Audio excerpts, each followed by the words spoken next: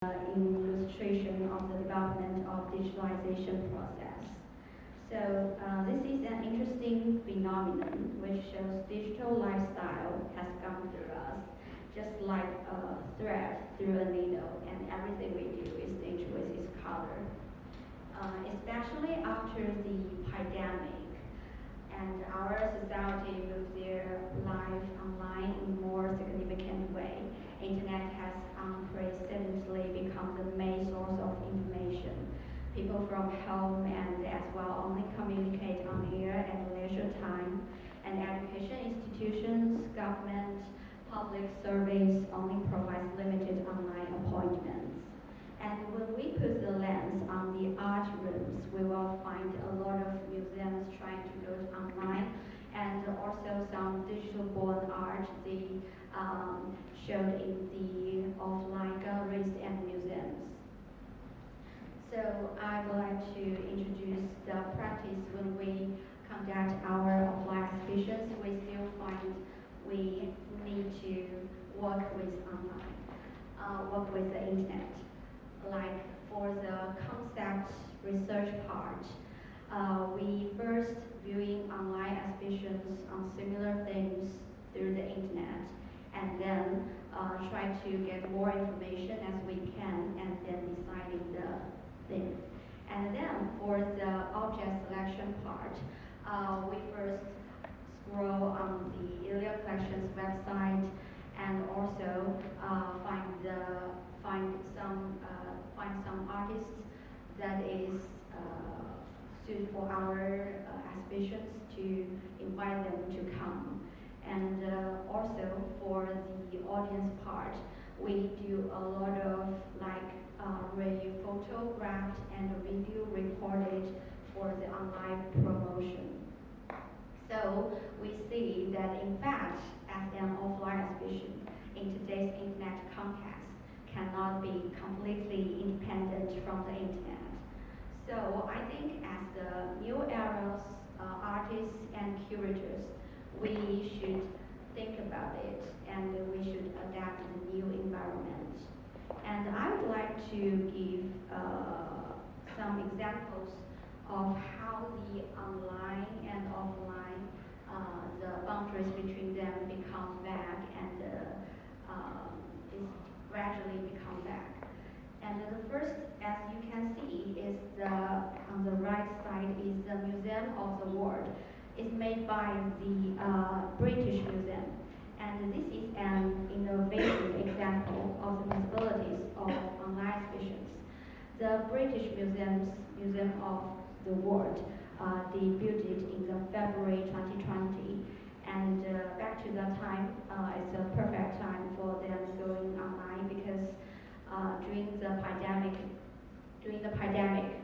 it's shut down. Everyone couldn't go to the museum anymore.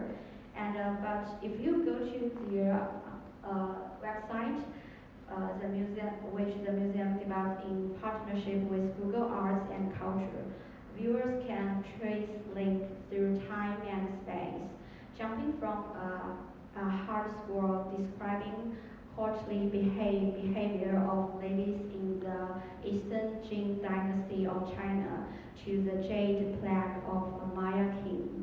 With a slick interface and all audio elements, the timeline encourages viewers to take an interactive, self-directed trip through the material culture of human history. And then the next example, as you can see, is the Rex Museum's The Night Watch.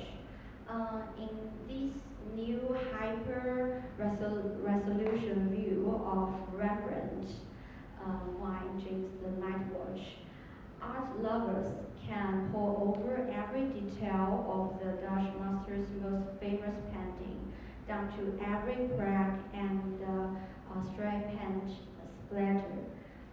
Officially titled The Night Watch, militia company of District 2nd under the commander of Captain Franz Beckwith.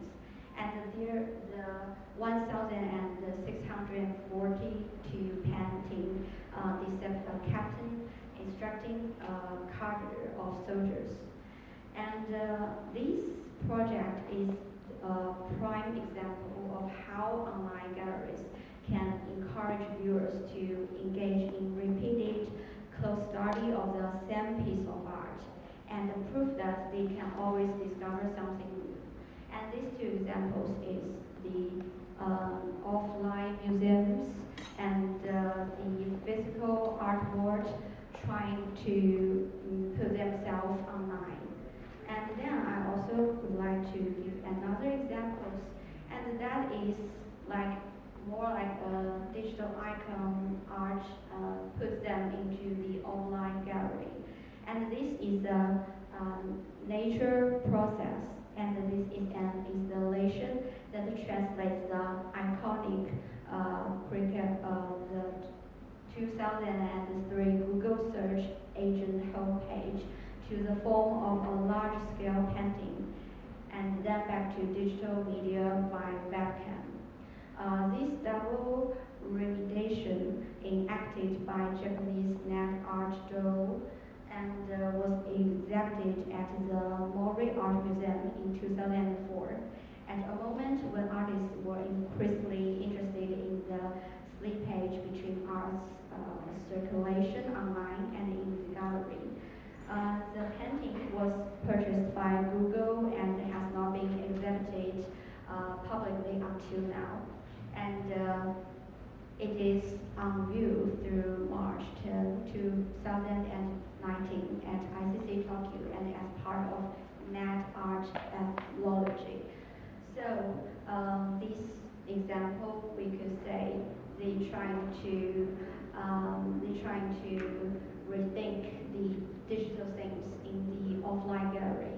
So I would say the boundaries between online and offline are gradually being back and fade. And in the process of the continuous integration of offline and online life patterns, the mode of presentation and distribution channels of an exhibition are also continuously integrated. I know some of you may think that going online will be less beneficial to the quality of the aspects, or some people will think that the online is a way to reach more people. But in any case, I would say that they have become increasingly inseparable in such a context, and especially as a future artists and curators, and I think we really should think about it in a more deeply way. And from my point of view, I would say a good exhibition maybe is not limited by only one single format. And that's all. And next, I'd like to invite Mona as the online exhibitions representative to introduce the problems and the thoughts they have encountered in the process of implementing a fully online exhibition. Let's welcome.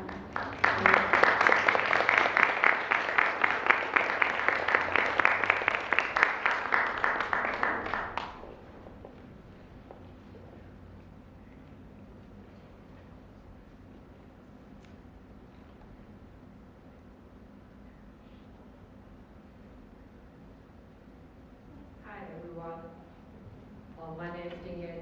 I'm from Online Audience Development Group, and today I will represent Online Group to present the online part in this talk. First of all, a very quick question. Have you ever used QR code in physical exhibition? Yeah, I guess the most answer is yes. As she mentioned in her speech, in recent years, we have frequently come across the term online or digital exhibition. The purpose of the physical exhibition is to promote the archives and collections. focusing on highlighting archives, documents, and objects. If a physical exhibition is the display of original or copied records, a virtual exhibition is one in which records or photographic images of the records are digitized and stored as a computer file. And digital exhibitions offer a great opportunity for GLAM institutions, which include galleries, libraries, archives, museums, to put a selection of digitized cultural objects in the spotlight and create various narratives around them. There are two major advantages of the digital exhibitions. The first of all, different types of media objects can be combined, such as images, text, video, and sound files. The second one is cultural content from institutions around the world can be made available to virtual visitors. Through being experienced in many media, the digitized images are arranged on a website across a number of different pages, which are linked together through hypertext that allow the visitors to access different pages and navigate the exhibition by simply clicking on the highlight text.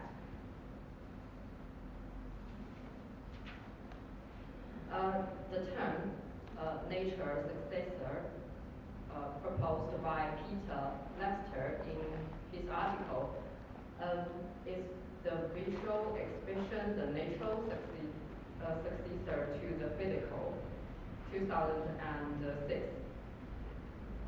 Does not mean that online exhibitions will replace physical exhibitions, but rather develop the ideas and technology, creating exhibitions that use technology to achieve the goals of the exhibition in different and perhaps more effective way. The main purpose is to broaden the boundaries of the exhibition, thereby attracting more audience. The possibility to curate museum's content to a large audience is the main reason for creating exhibition online.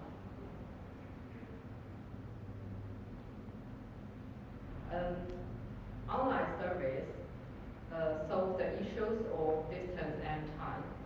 It transforms the exhibition's audience into potential global audience. One significance of the website is that it transforms the audience of the exhibition into a potentially global one.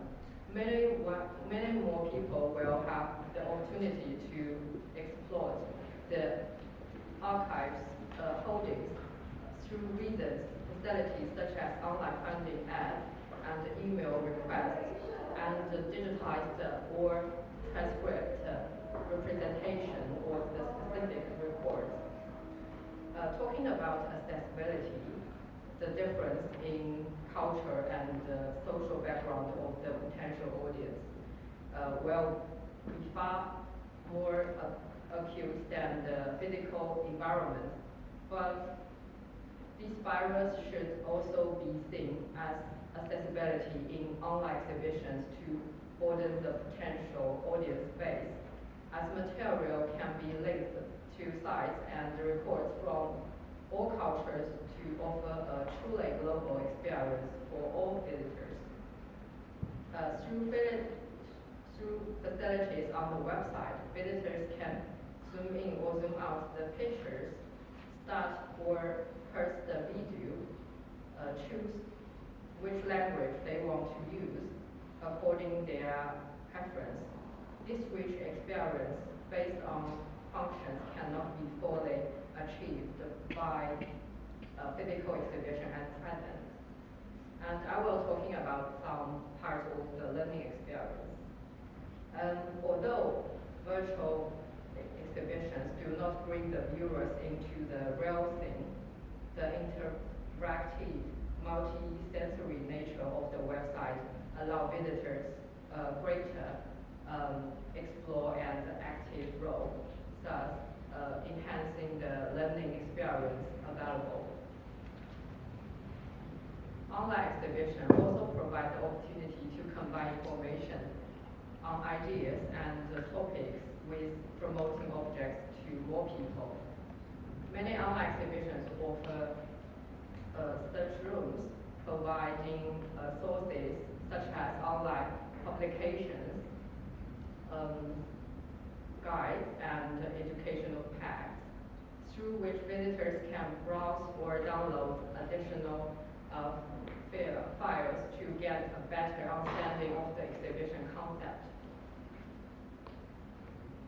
From a museum perspective, Muller 2002 argues that although on-site visitors cannot touch artifacts in traditional museums, they interact with them by being in the same space and approaching them from various angles.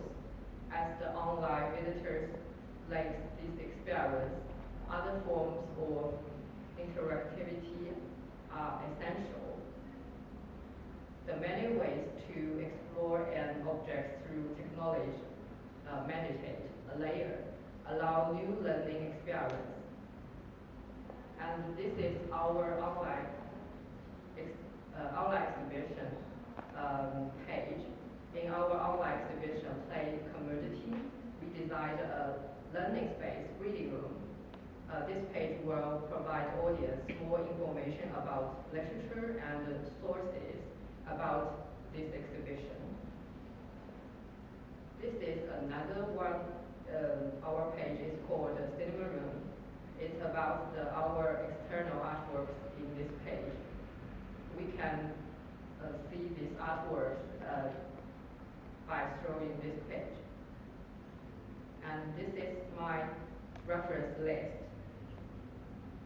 And I would like to invite other groups members to share your personal experience. Do you have the personal experience in this process? Any volunteers to share something about it?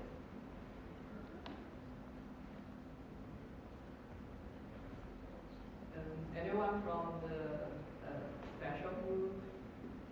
Because the online exhibition, the special group is totally different from the offline group. Or object selection group, because lots of online artwork group 3 chose is videos and pictures, and we would like to know something about that.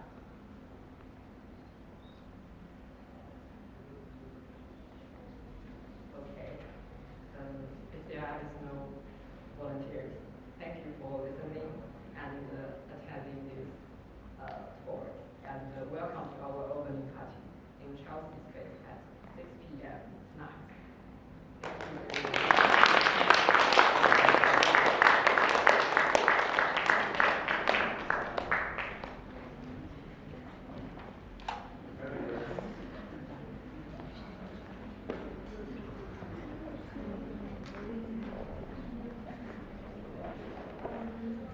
Thank you for all speakers. I think that's all I want to show you today. And really, really appreciate for all of you to attend our event today. And really welcome to all of you guys being invited to come to our private booth tonight at Chelsea Space. We will also serve some drinks and which I'm looking forward to having a chat chat for you.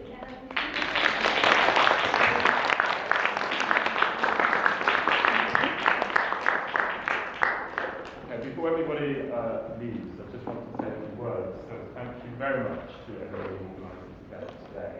I thought it was wonderful and great to be here in this space. I don't need my friends, so that's still fine.